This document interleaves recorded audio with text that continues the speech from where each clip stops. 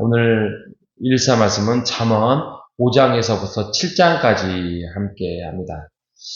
5장은 너희들 어떤 성적인 부분이 있는데 너희들이 아내와 즐거워하라. 음녀를 가까이 하지 말고 아내와 즐거워하라라고 말씀을 하고 있고요. 6장은 뭐가 지혜로운 삶인가?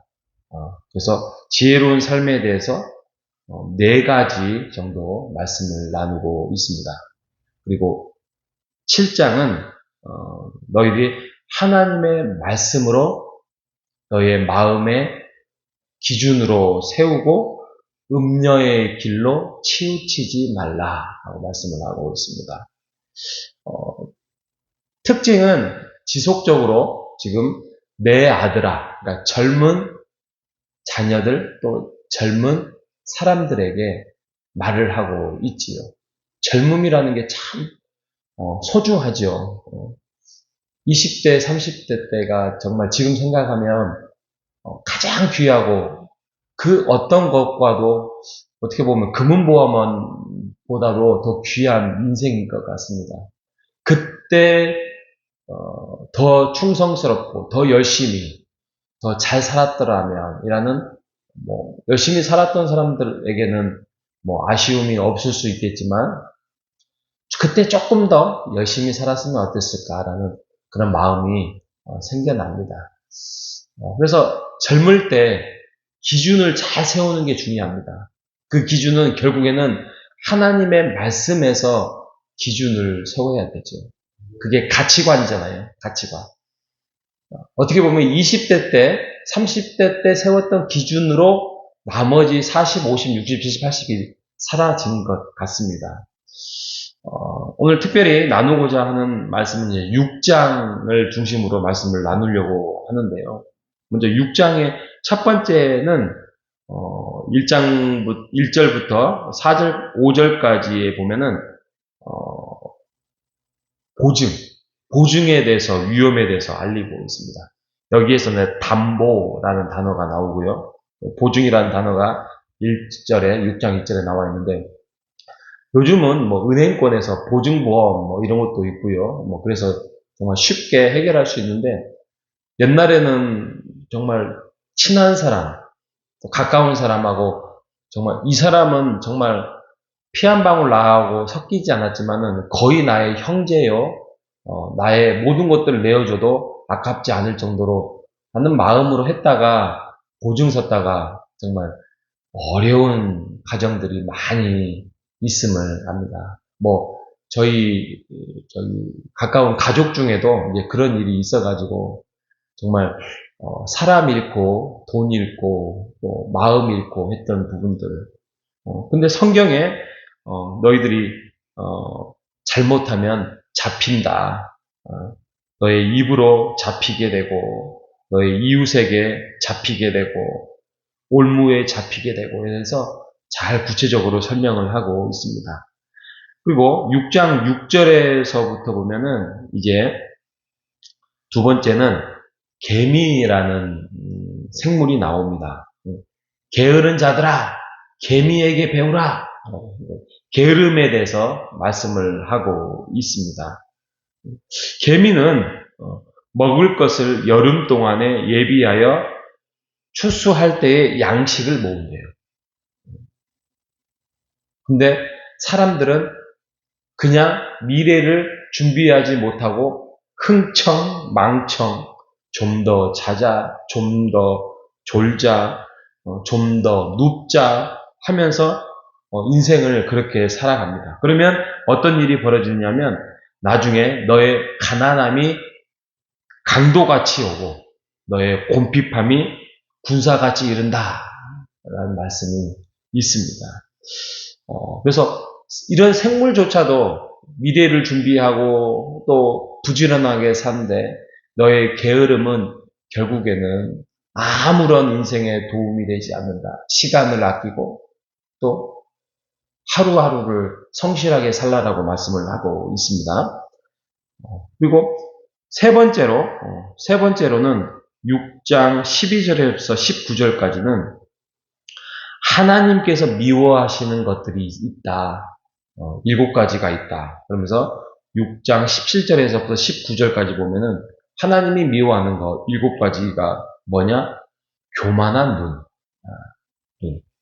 아름다운 눈이 아니라 교만한 눈이래요.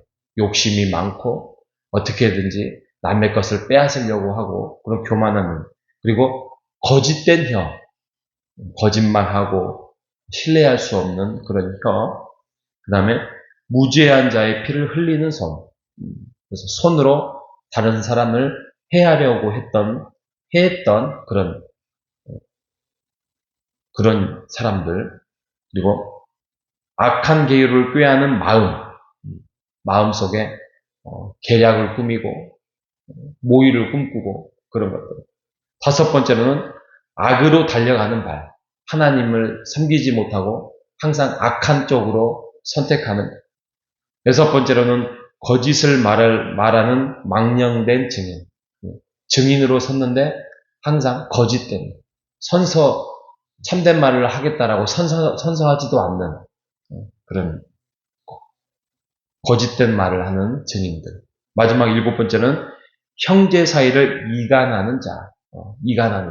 이런 것들을 하나님께서 싫어한다라고 구체적으로 말씀을 하고 있습니다.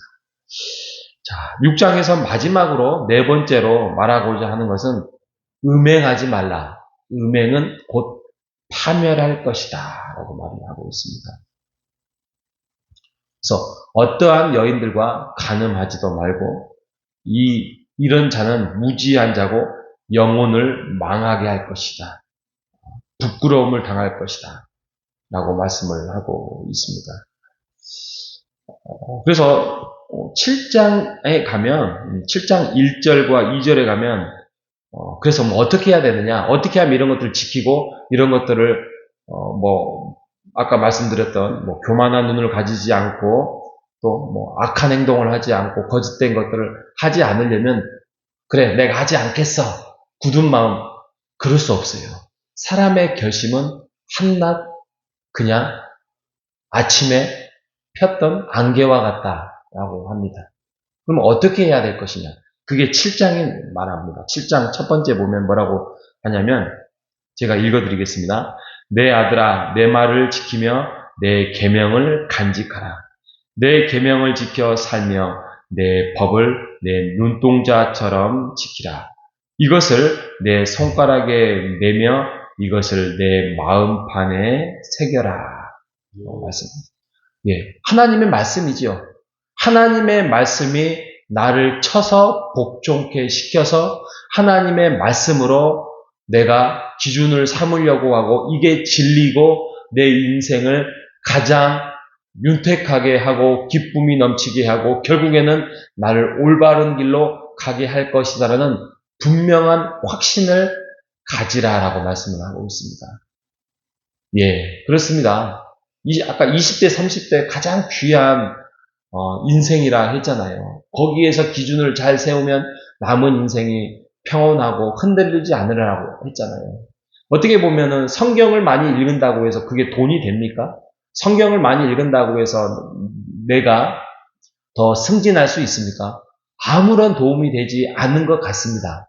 하지만 이 하나님의 말씀을 통하여서 내가 인생의 가치관과 기준을 삼고 어떻게 행동할 수 있고 어떻게 어려움을 내가 이기고 그 마음을 지키고 살아갈 수 있는지에 대해서 그것을 설정할 수 있고 그것을 간직할 수 있다면 그 사람 성공 아니겠습니까?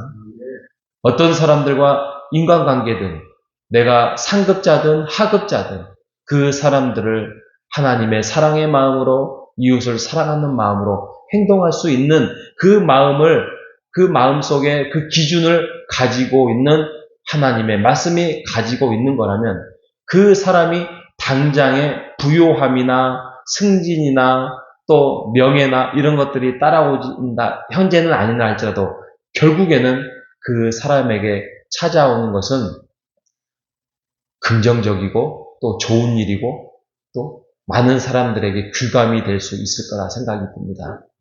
자, 젊은 사람들이 우리에게는 혹시 이 말씀을 영상으로도 듣는지는 잘 모르겠지만 기억하십시오. 가치관, 그 가치관은 하나님의 말씀으로부터 나온다. 그 말씀 안에서 우리가 젊을 때, 또 지금이라도 우리가 기준을 잘 설정해서 하나님 앞에 온전하고 예의 바르고 또 기쁘고 즐겁게 살아가는 우리 모두가 되시기를 주님의 이름으로 축복합니다. 하나님 감사합니다. 우리도 참 20대도 있었고 30대도 있었는데 그때 하나님의 말씀에 대해서 더 깊이 깨닫고 더 깊이 깨달아서 우리가 하나님 안에서 인생의 가치관과 기준을 세웠더라면 이라는 아쉬움도 있고 또 그때 잘했다라고 마음에 만족함이 있을 줄 압니다. 혹시 우리 안에 아직도 우리의 나이가 젊은 친구들이 이 말씀 속에서 이 말씀을 들을 때에 하나님께서 그들에게 역사하시사 인생에서 가장 소중하고 귀하고 바꿀 수 없는 것은 바로 하나님의 말씀을 내 마음판에 새겨서 내 인생의 삶을 그것을 기준과 인생의 가치관으로 살아갈 때에 가장 값어치 있고 금은보화보다도 더 귀하다는 사실을 믿고 하나님을 가까이 하고 말씀을 가까이 하는 우리가 될 수 있도록 인도하여 주시옵소서. 그래서 우리의 인생이 등불이 되고 빛이 되고 책망이 될지라도 이게 생명의 길이라는 사실을 믿고 오늘도 살아가는 하나님의 말씀을 지도받는 우리가 될 수 있도록 인도하여 주시옵소서. 살아계신 예수님의 이름으로 기도합니다. 아멘.